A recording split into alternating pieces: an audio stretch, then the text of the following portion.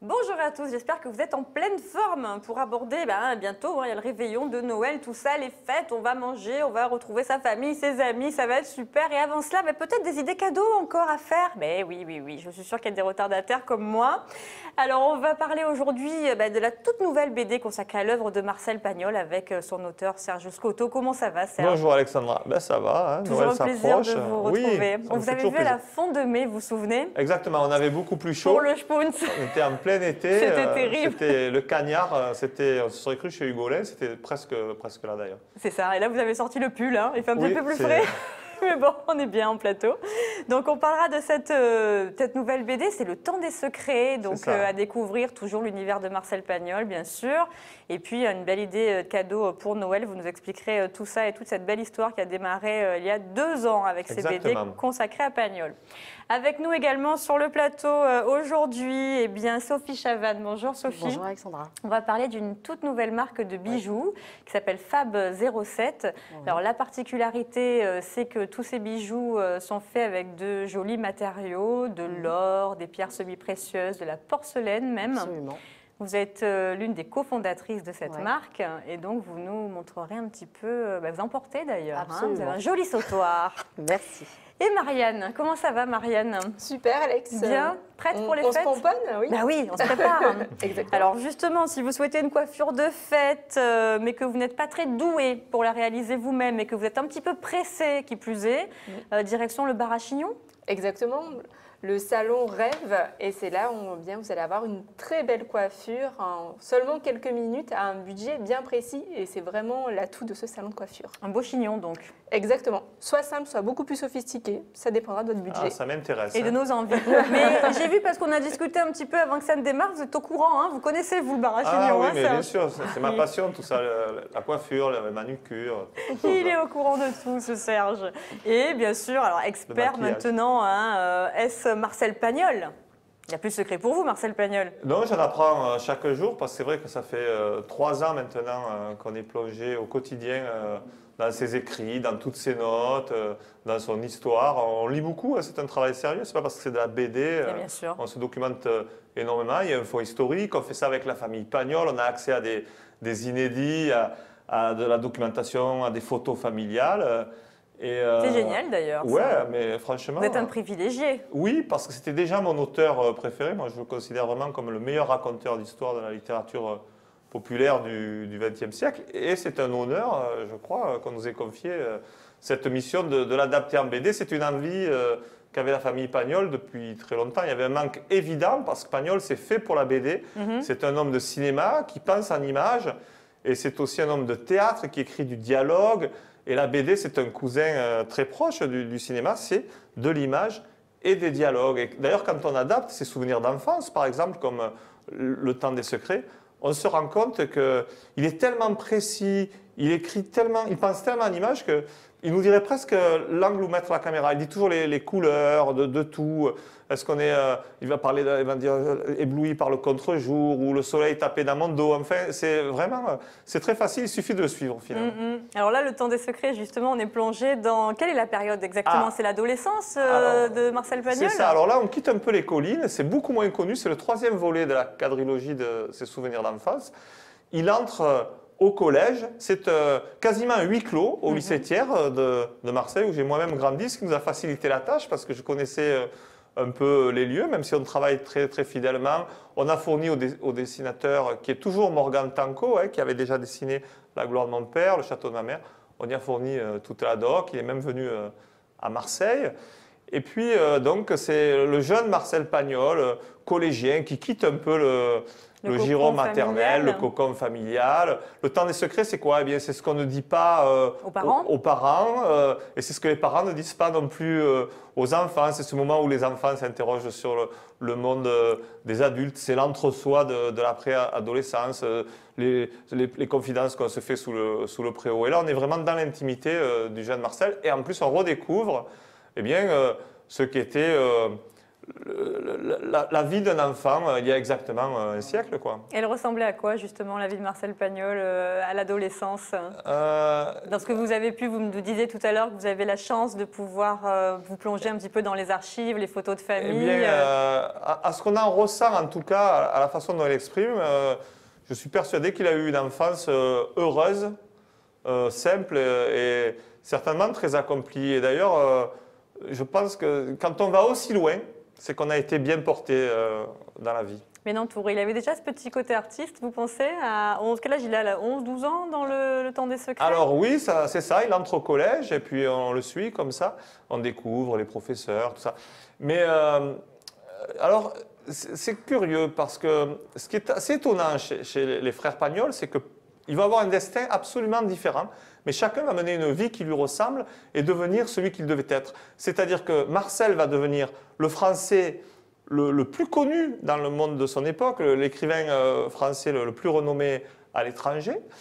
Et son frère Paul va devenir le plus humble parmi les humbles, puisqu'il finira chevrier dans les collines de la Treille. Donc vous voyez comment... Les collines chéries, justement, de Marcel Pagnol, les collines qu'il adorait. Oui, donc finalement, mais au fond, lorsqu'il parle de ces collines chéries, je pense que c'est pratiquement un regret.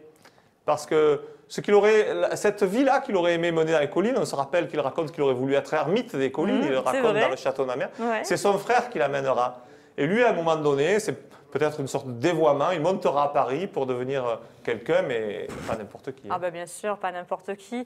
Donc c'est vrai que c'est un plaisir de retrouver son œuvre d'une manière différente, comme vous le disiez. Là, on découvre en images la BD, justement, voilà. On a vu quelques bulles.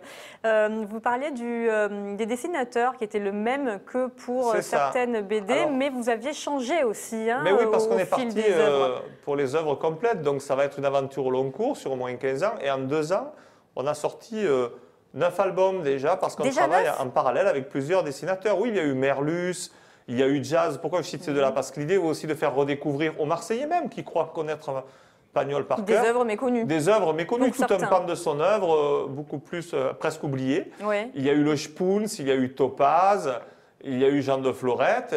Là, on continue les souvenirs d'enfance. Et puis, on a déjà attaqué Marius, qui sortira l'année prochaine. Et là, les Marseillais vont redécouvrir un Marseille qui a disparu, parce que pour Marius, on recrée des quartiers entiers qui n'existent plus, comme le quartier où ça se passe, celui du véritable bar de la Marine, place Victor Gelu, qui a été détruite, bien sûr, avec tout le bas du panier par les Allemands en 1943. Et puis aussi le canal de la Douane, la plage des Pierres Plates, le pont Transborder. Et pour faire vivre tout ça, on pousse le travail assez loin, puisqu'on retrouve une documentation historique et on fait une mise en œuvre en 3D, c'est le dessinateur qui s'en charge, afin de pouvoir avoir tous les angles.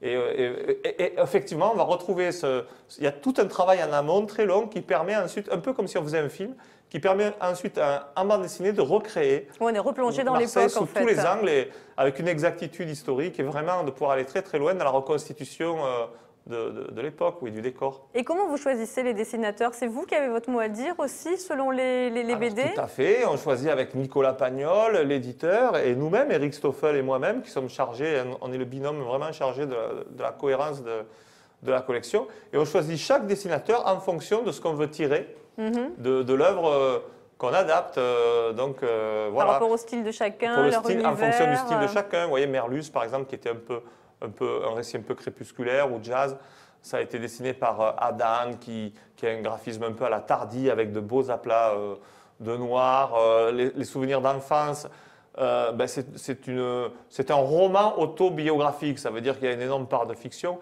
Et en fait, c'est un style un peu intermédiaire qu'on va appeler semi-réaliste avec Morgan Tanco. Pour Marius, on va aller vers quelque chose de très très pointu au niveau du décor. Je veux dire, les barquettes, les bateaux, les maisons, ça va être... Et en même temps, on va garder le pittoresque avec Sébastien Maurice, qui est un très très grand dessinateur. C'était vraiment notre premier choix avec Nicolas Pagnol. On a eu du mal à le convaincre parce que c'est 3 albums, Marius, César et Fanny.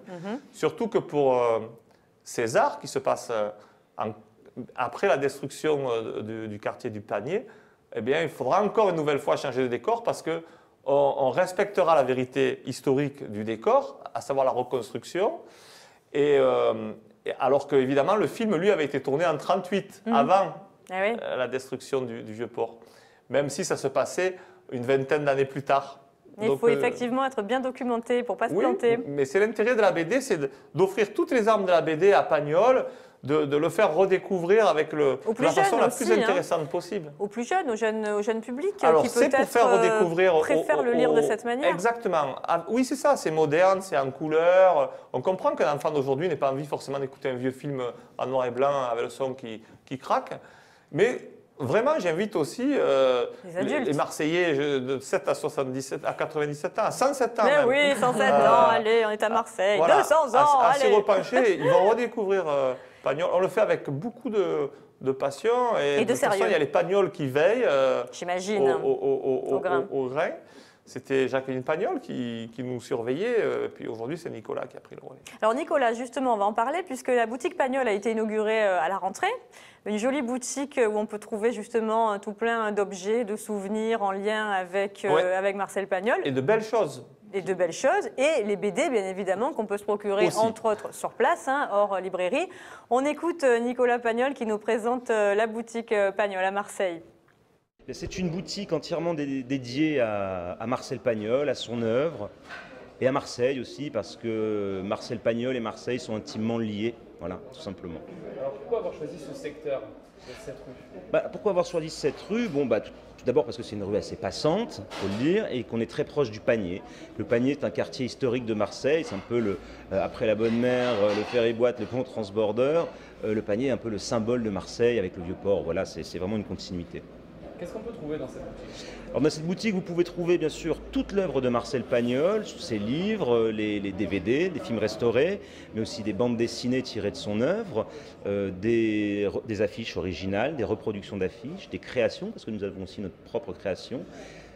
3 gammes senteurs éditées par L'Authentique, qui est une société qui fait du parfum qui se situe dans les Alpes de Haute-Provence. Des t-shirts, des produits dérivés comme des plaques métal, des magnets, des jeux de cartes, enfin beaucoup de choses qui évoquent l'œuvre de Marcel Pagnol. Alors, Serge, justement, on pourra vous retrouver. Alors, la boutique, on l'a vu, on trouve les BD. Donc là, Le Temps des Secrets, c'est la toute dernière, mais vous êtes aussi en signature? Oui, je suis en pleine tournée de signature de Noël. Donc aujourd'hui, on est le 21 de mai. Le 22, je serai chez Gilbert Joseph, boulevard du Gommier, à Marseille. Au pied de la gare Saint-Charles à Marseille. Le 23, je crois que c'est à la librairie du Blason à Aix. Et le 24 à Fuveau. Très bien. Et les autres, donc, à suivre, les autres BD, forcément, qui sortiront en 2018. Il y a Cigalon qui s'amène pour l'année prochaine. C'est vraiment une farce. C'était le film qui faisait le plus rire Pagnol. Il craignait même que ça ne fasse rire que lui. C'est parce que ça avait été un bide à l'époque. Mais j'adore ce texte, vous allez voir, vous allez vous marrer. Et puis, il y a Les Pestiférés, une histoire de la peste à Marseille en 1720. Pour la première fois complète, parce qu'il n'avait jamais été édité complètement, mais on a eu accès à des notes familiales. Quand sont prévues les sorties de ces deux opus? 2018. Donc, courant 2018, vous reviendrez. Voilà, mais quand vous voulez, Alexandra. Avec plaisir. Merci beaucoup, Serge. Et donc, Le Temps des Secrets, une belle idée de cadeau pour Noël. Une belle idée de cadeau. Alors, autre idée de cadeau pour Noël, tiens, si on s'offrait ou si on offrait des bijoux, c'est bien ça, Serge? Oui, vous offrez des bijoux, vous, un petit peu? Ça m'intéresse, bien sûr, j'ai des cadeaux à faire, moi, ne serait-ce que pour ma femme. Eh bien, parfait. Donc, on va parler de Fab 07, c'est le nom de cette toute nouvelle marque, Sophie, que vous avez imaginée avec le soutien de votre amie Esther, votre associée. Oui. Donc, c'est vrai qu'on trouve beaucoup de marques de bijoux fantaisie.